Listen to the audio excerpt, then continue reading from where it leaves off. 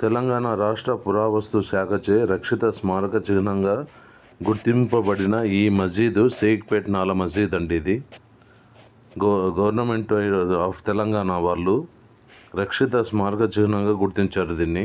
ఇది ఇప్పుడు శిథిలావస్థకు చేరుకుందండి. ఇది షేక్పేట్ నాలా ఓల్డ్ మసీద్ అంటారు. షేక్పేట్ నాలా మసీదు ఇది వచ్చేసి 16వ శతాబ్దంలో కుతుబ్ షాహీ కాలంలో నిర్మించబడింది.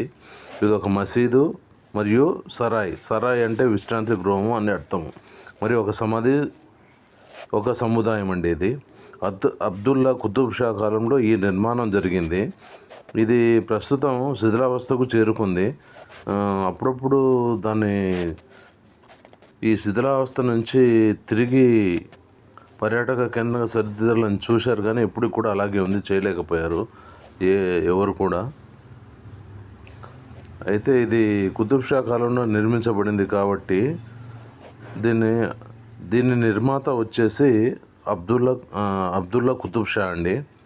మసీద్తో పాటు సరాయ్ అంటే యాత్రికుల కోసం నిర్మించబడిన వసతి గృహము ప్లస్ విశ్రాంతి గృహము, అలాగే ఒక సమాధి కూడా అండి. సో దీన్ని అందుకనే షేక్పేట్ నాలా మసీదు కింద పేరుగాంచిందండి ఈ కట్టడము. ప్రజెంట్గా అయితే ఈ కట్టడం శిథిలావస్థకు పూర్తిగా చేరుకు ఉంది. ఆల్రెడీ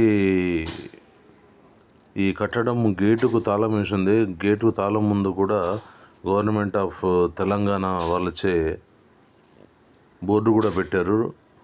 ఎవరైనా హద్దు దాటి లోపలికి వెళితే శిక్షార్హులు, అదే కబ్జాలు కానీ అలాంటివి ఏమైనా చేస్తే శిక్ష విధించబడుతుందనే బోర్డులు పెట్టున్నాయి తప్ప ఈ చరిత్ర తెలిపే విధంగా బోర్డు కూడా లేదు. సో లోకల్గా ఉన్న పీపుల్ వాళ్ళని అడిగితే చెప్పిన